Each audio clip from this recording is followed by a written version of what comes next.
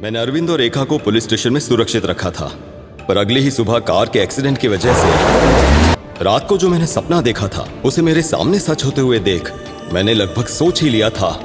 फिर भी एक पुलिस ऑफिसर होने की हैसियत से मुझे लग रहा था कि कुछ ना कुछ गड़बड़ जरूर है।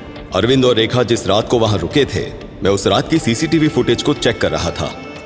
कुमार को मैंने सारी गाड़ियां हटाने के लिए कहा था। ये पुलिस स्टेशन है या पार्किंग लॉट? हटाओ सारी गाड़ियां यहां से। ऑर्डर मिलते ही उसने सभी गाड़ियों को स्टेशन के बाहर पार्क कर दिया, लेकिन उसने अरविंद की गाड़ी की हेडलाइट्स जानबूझकर ऑन कर दी ताकि प्लान के मुताबिक सुबह तक उसकी गाड़ी की बैटरी डाउन हो जाए। शायद बैटरी डाउन हो गई है, तुम स्टार्ट करो, मैं धक्का मारता हूँ। उसने जानबूझकर गाड़ी से अरविंद को कुचल दिया और ऐसा नाटक किया कि कोई आत्मा उस पर हावी हो गई है।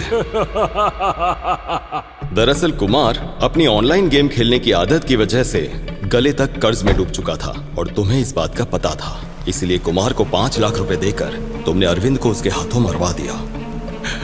मेघना मैडम ने मुझे इस काम के लिए 5 लाख देने का वादा किया था।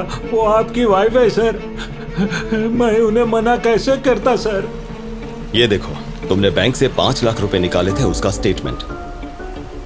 मेरे कपड़े बदलने से पहले मैंने तुम्हें अपने सपने के बारे में बताया था और मेरे बाथरूम में जाने से पहले तुमने उसके मिरर पर क्विट और डाई लिख दिया, जिससे मेरे मन में विश्वास हो जाए कि ये काम उस भटकती आत्मा का ही है।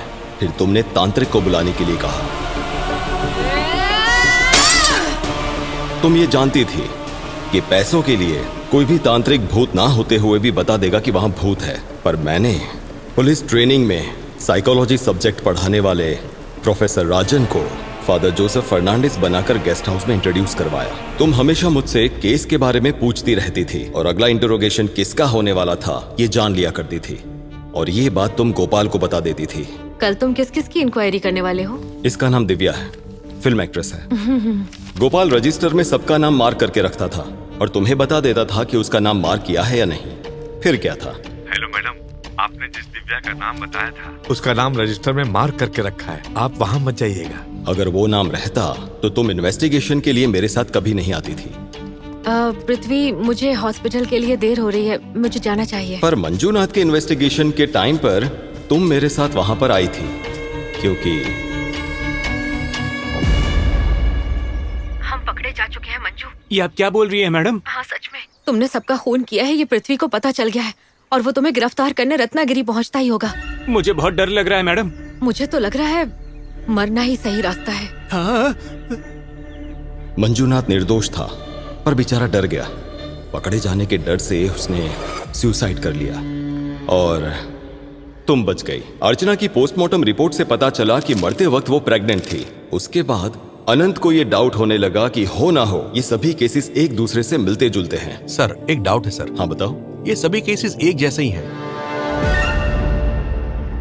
ये सुनते ही तुम्हें शॉक लगा। क्या बोल रहे हो अनंत? सब एक जैसे कैसा हो सकता है भला?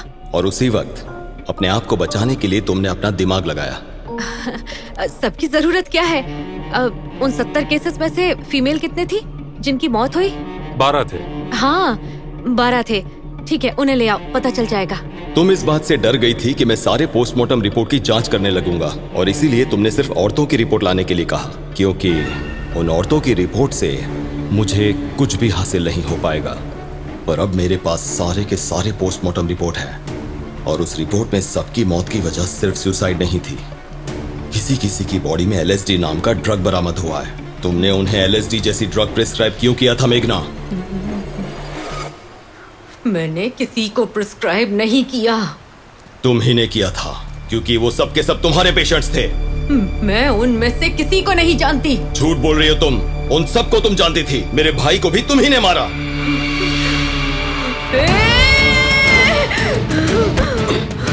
हाँ, मैंने ही मारा उन्हें। तुम भी नहीं बचोगे, मैं तुम्हें भी मार डालूंगी। मेघना, मेघना, मेघना, मेघना, मेघना, मेघना, मेघना, मेघना, संभालो। पृथ्वी, तुम जाओ। पर डॉक्टर ऐसी हालत में मैं संभाल लूंगा, तुम जाओ। मेघना, मेघना उठो। मेघना, प्लीज।